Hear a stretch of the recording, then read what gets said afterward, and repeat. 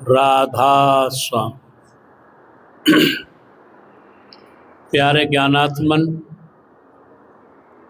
आज दिनांक 16 अगस्त सन 2026 ईस्वी की प्रातः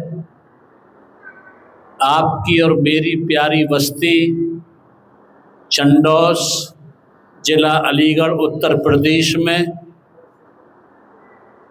आप और हम सब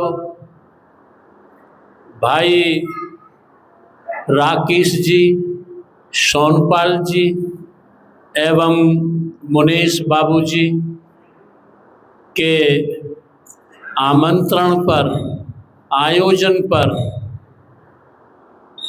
दिवंगत कैलाश चंद बाबू जी की भोग रस्म अदायगी में यहाँ उपस्थित हैं। और जब मनुष्य जन्म लेता है तो उस पर कुछ ऋण होते हैं, जिनमें एक पहला ऋण माता पिता का ऋण होता है, दूसरा संत महात्माओं का ऋण होता है, तीसरा दिव्य पुरुषों परमात्मा का ऋण होता है। आज युवा वर्ग हमारा माता पिताओं की जिम्मेदारियों से बचता है, अपनी जिंदगी की ज़रूरतों में इतना व्यस्त हो जाता है कि माता पिता के प्रति कर्तव्यों को भूल जाता है। लेकिन अपने समय में से, अपने कमाई में से कुछ अंश माता पिता की पुण्य स्मृति में या भोग रस्म अदायगी में खर्च हो जाता है तो एक ऋण उतर जाता है बच्चों से। तो आज जो हम यहाँ उपस्थित हैं, दिवंगत कैलाश चंद बाबू जी जो शब्द लीन हो चुके हैं, उनकी भोग रस्म अदायगी में यहाँ पर मौजूद हैं। इसलिए सत्संग का सिलसिला जारी करने से पहले हम और तुम 1 मिनट का मौन धारण करके बाबूजी की आत्मा के लिए कुल हजूर महाराज से प्रार्थना करें कि वह उनकी रूह को, उनकी आत्मा को अपने जहूर में संभालें। 1 मिनट का मौन धारण करके उनके लिए हम प्रार्थना हजूर से करें। राधा स्वामी।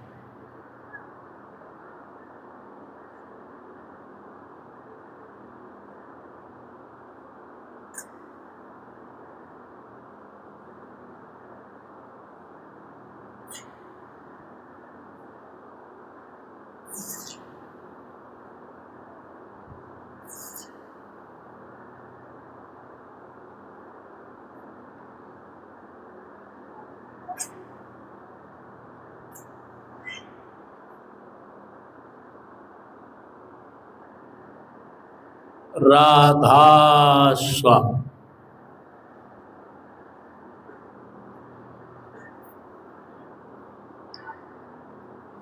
बाबू कैलाश चंद जी को मौन धारण करके हम शोकाकुल परिवार को अपना परमात्मा से प्रार्थना करते हैं कि उनको अपने जहूर में बुला लें।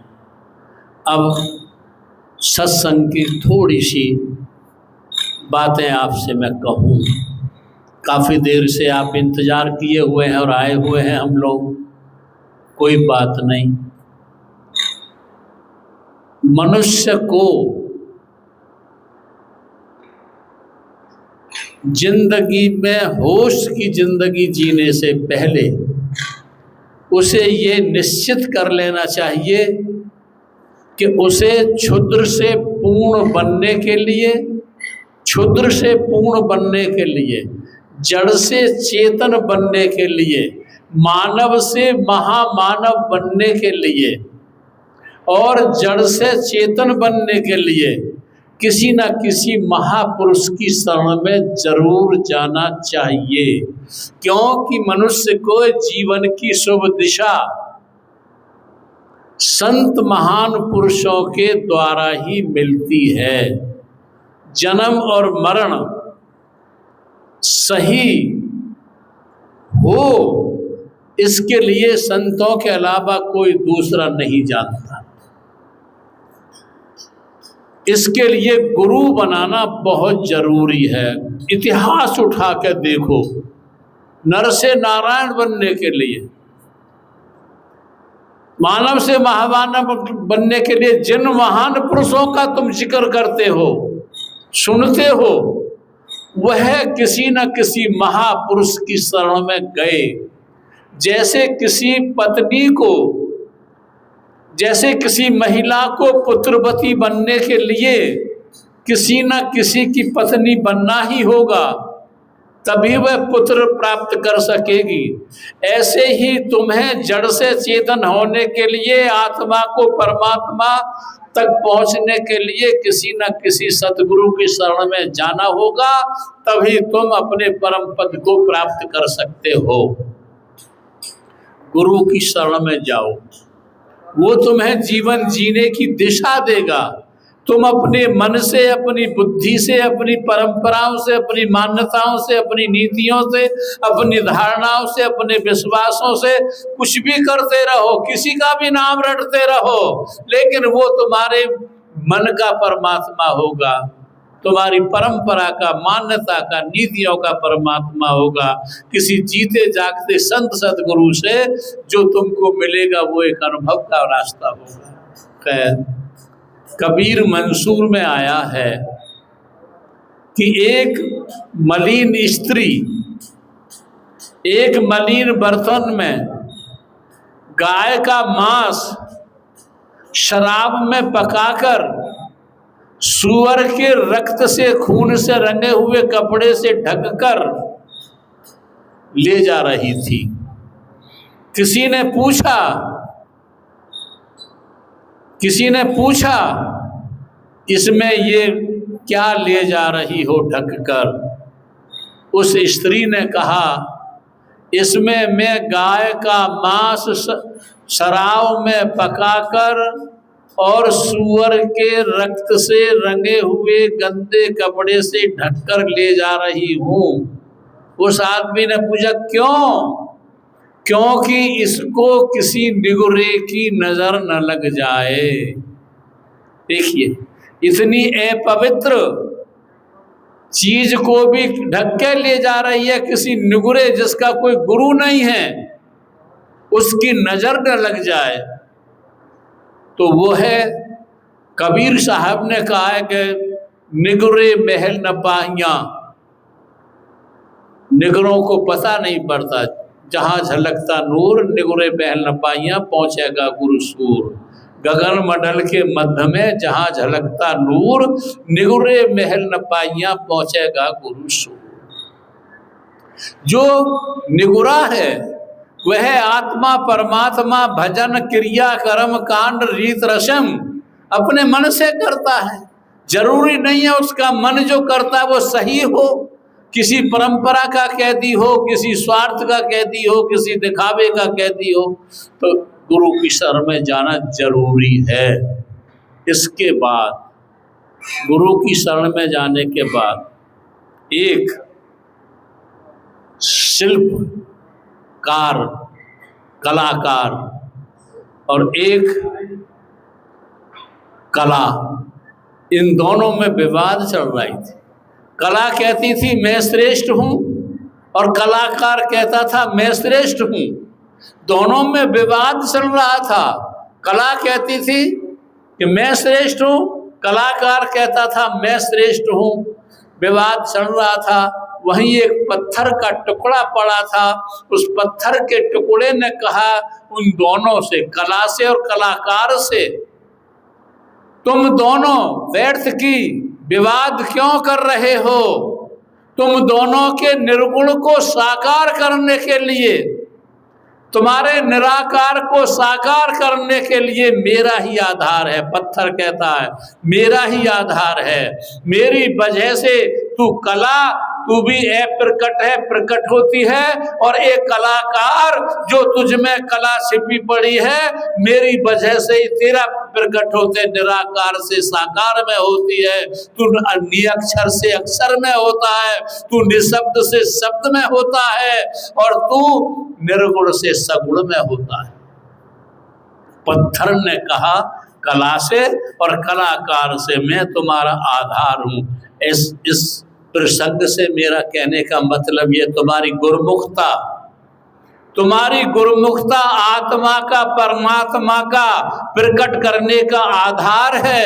अगर तुम गुरुमुख नहीं होते हो तो तुम्हारे भीतर आत्मा, परमात्मा, शब्द, निशब्द, क्षर, अक्षर, सचखंड या पिंड आदि का प्राकट्य नहीं होगा। तुम्हारे अंदर प्राकट्य जब होगा परमात्मा का, आत्मा का या अन्य शब्द का, कि जब तुम किसी गुरु के शरण में पहुंचकर गुरुमुख हो जाते हो। गुरुमुखता आधार है तुम्हारे भीतर छिपे निराकार को साकार करने का, तुम्हारे भीतर छिपे हुए परमात्मा को प्रकट करने का गुरुमुखता आधार है। इसके बाद एक बहुत प्यारा प्रसंग याद आ रहा है। भगवान बुद्ध कपिल वस्तु को छोड़कर गया में, वैसे वो सांख्य शास्त्र के विशेषज्ञ थे, जिनको आमारकाडार जिनके उनके गुरु थे, उनसे कहा मुझे बताओ। तो उसने कि बस मैं यहीं तक जानता हूँ, बाकी ये सुना है कि जो ज्ञान से नहीं मिलता वो ध्यान से मिलता है, इसलिए तुम ध्यान में उतरो। तो भगवान बुद्ध कपिल वस्तु को, अपने बेटे राहुल को, अपनी पत्नी यशोधरा को, अपने माता पिता महामाया आदि को छोड़ करके बोधि वृक्ष के नीचे गया में ध्यान में बैठे। आप लोगों को नसीब हुआ हो न हुआ हो, मैं तो कपिल वस्तु भी पहुंचा हूँ, लुम्बिनी भी पहुंचा हूँ, मैं तो बोध गया भी पहुंचा हूँ, मैं तो भूटान में भी पारो पहुंचा हूँ, जहाँ वो 28वां भगवान बुद्ध का अवतार होना बताया है। तो बोधि वृक्ष के नीचे ध्यान में उतरे। ध्यान में उतरने के बाद उनका चचेरा भाई आनंद उनके साथ रहता था। तो आनंद से भगवान बुद्ध ने कहा, आनंद, लोग ईश्वर के बारे में क्या कहते हैं? तो आनंद ने उत्तर दिया भगवान बुद्ध को कि भगवान, कुछ लोग तो कहते हैं कि ईश्वर है और कुछ लोग कहते हैं कि ईश्वर नहीं है। यानी कुछ आस्तिक हैं जो ईश्वर को स्वीकार करते हैं, कुछ नास्तिक हैं जो ईश्वर को अस्वीकार करते हैं। तो भगवान बुद्ध ने कहा ये दोनों आपस में समझौता क्यों नहीं कर लेते हैं? आस्तिक और नास्तिक दोनों आपस में समझौता क्यों नहीं कर लेते हैं कि ईश्वर है या नहीं है? तो आनंद ने कहा, भगवान, इन दोनों पक्षों में, आस्तिक और नास्तिकों में शीघ्र कोई संभावना नहीं है कि इनमें समझौता हो सके, क्योंकि ज्यों-ज्यों बुद्धि का विकास होता चला जाता है त्यों-त्यों एक दूसरे को पराजित करने के लिए अपनी अपनी दलील ज़्यादा अच्छी देने में लगे हुए हैं। तो भगवान बुद्ध ने कहा, ये दोनों कब तक किसी निष्कर्ष पर पहुंच जाएंगे, ईश्वर है या नहीं? तो आनंद ने कहा, भगवान, कोई शीघ्र संभावना नहीं है कि ये कब पहुंच जाएंगे। तो भगवान बुद्ध ने एक बहुत बड़ी प्यारी बात कही थी, जरा उसे समझना, क्योंकि ऊंचे लोगों की बातें ऊंची ही होती हैं और ऊंची ही सोच से समझी जाती है। तो भगवान बुद्ध ने कहा था आनंद से, आनंद, जब तक ये दोनों आस्तिक और नास्तिक किसी निष्कर्ष पर पहुंचते हैं तब तक तुम अपना कल्याण कर लो, बाद में सुन लेना ईश्वर है या नहीं। बहुत प्यारी बात। जब तक ये दोनों किसी निष्कर्ष पर पहुंचते हैं कि ईश्वर है या नहीं, तब तक तुम अपना कल्याण कर लो, तो बाद में सुन लेना ईश्वर है या नहीं। उनका संकेत था कि तुम ध्यान में उतरो। ज्ञान हमने कहीं लिखा है, विचार रात दिन बहुत चला पहुंच न पाया एक कदम। ज्ञान से तुम परमात्मा को तलाश करने लग जाते हो। कितने ही कुथो दाओ के बारे में सुना होगा, पुस्तक 728 टन की है। पढ़ते रहिए ग्रंथों को रात दिन, वाक्यों में, ज्ञान की विचारधाराओं में घूमते रहो, लेकिन ध्यान में तुम उतर जाओ। ध्यान जो में उतरोगे तो जो तुम्हारा स्वानुभव होगा वही तो तुम्हारा अपना अनुभव होगा। तो अपना काम कर लो। तुम्हारा काम जब होगा जब तुम ध्यान में उतरोगे, और ध्यान में उतरने के लिए ही वो समाधिस्थ हुए थे। इसके बाद मैं एक छोटी सी निवेदन करूं। स्वामी रामकृष्ण परमहंस सुनाया करते थे, लिखा है उनके अपने साहित्य में कि एक बार समुद्र के किनारे नमक के पुतलों का मेला लगा था। एक बार समुद्र के किनारे नमक के पुतलों का मेला लगा था और नमक के पुतले आपस में चर्चा कर रहे थे, हे भाई आओ इस समुद्र की गहराई नापें, ये समुद्र कितना गहरा है। जब एक पुतला ये कहता था इस समुद्र की गहराई नापें, समुद्र कितना गहरा, तो और पुतलों ने कहा व्यर्थ का परिश्रम क्यों करते हो, व्यर्थ का परिश्रम क्यों करते हो, व्यर्थ का श्रम कष्ट क्यों उठाते हो, जब हमारे बुजुर्ग, चाहे वो कबीर थे, नानक थे, दादू थे, पलटू थे, नाभाजी थे, चाहे वो हमारे राम थे, कृष्ण थे, विष्णु थे, शिव थे, या जो भी थे, जो हमारे बुजुर्ग या तुलसी साहब थे, तुलसीदास थे, ये लिखकर रख गए हैं रिकॉर्ड कि इतना गहरा है ये समुद्र। समुद्र कोई और नहीं, परमात्मा। नमक के पुतले कोई और नहीं, आत्मा। तो कुछ पुतलों ने कहा क्यों झंझट में पड़ते हो, हमारे व्यास जी, पाराशर जी हमारे लिख के रख गए कि अभी परमात्मा इस विधि से इस रूप में तुमको मिलेगा, उसे ही पढ़ लेना, क्यों जोखिम उठाते हो समुद्र में कूदने की। कितने ही लोग हजारों हजारों साल पहले महान पुरुषों के लिखे हुए ग्रंथों के वाक्यों को अपनी आंखों का देखा हुआ परमात्मा मान लेते हैं, अपने कानों का सुना हुआ परमात्मा का वाक्य मान लेते हैं और उसी में जिंदगी जीकर चले जाते हैं, उनका अपना कुछ नहीं होता।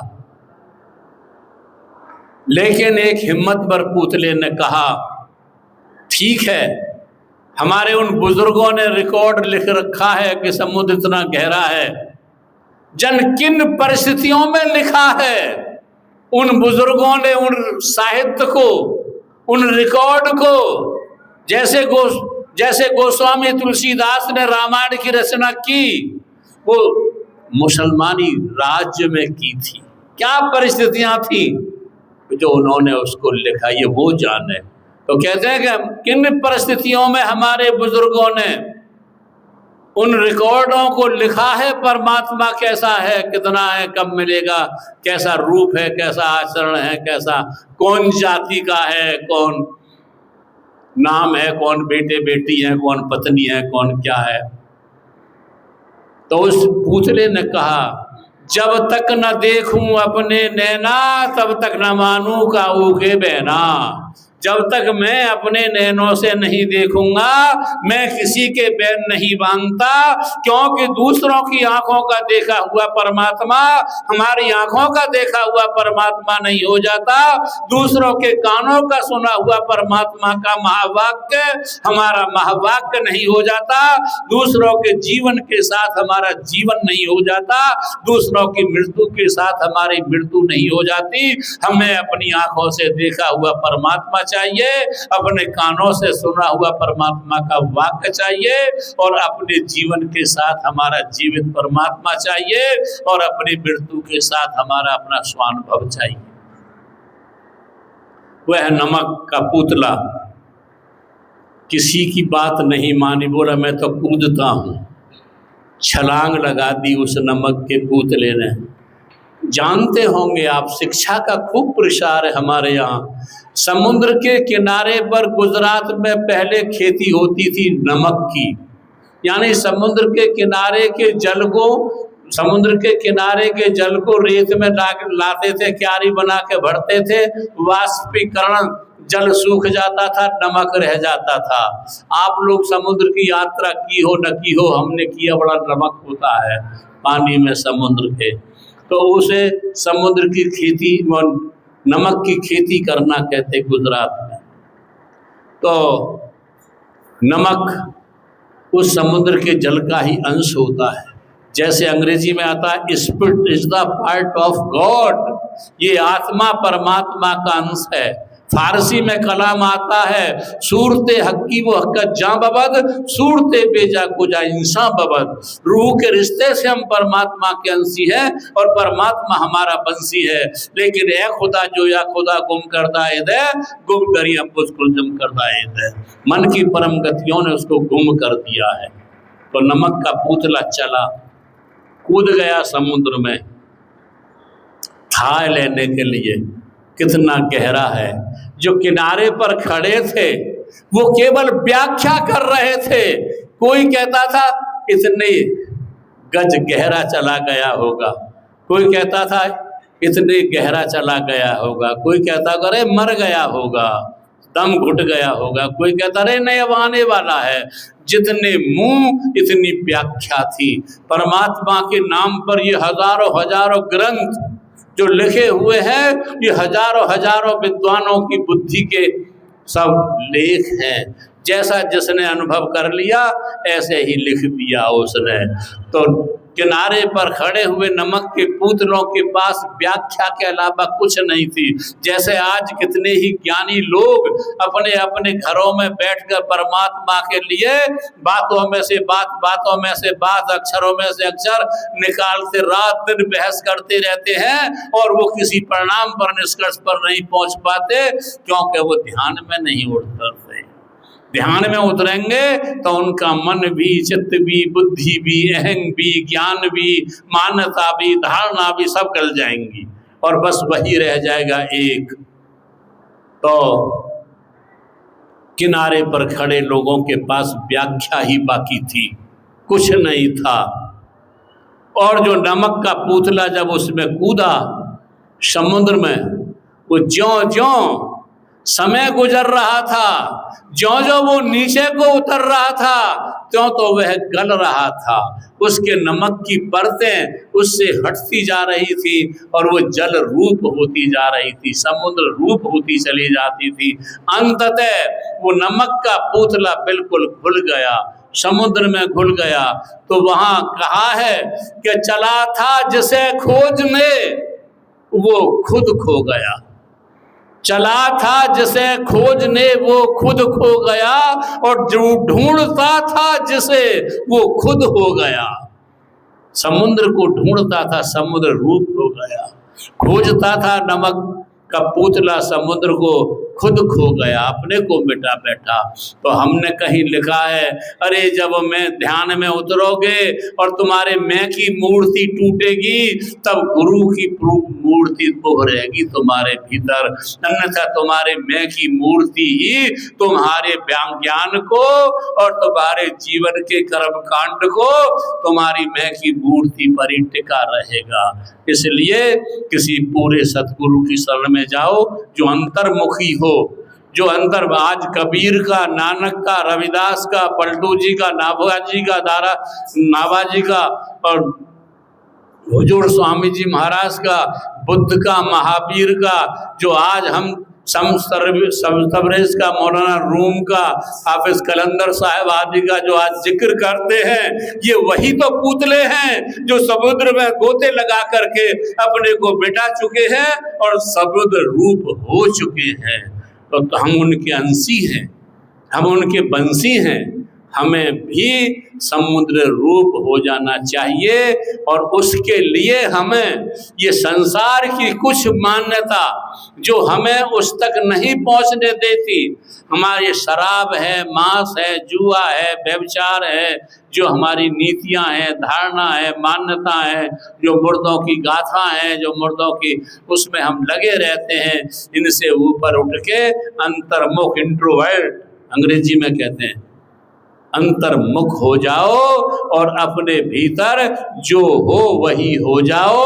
तुम शब्द रूप हो, तुम प्रकाश रूप हो, तुम अनहद स्वरूप हो।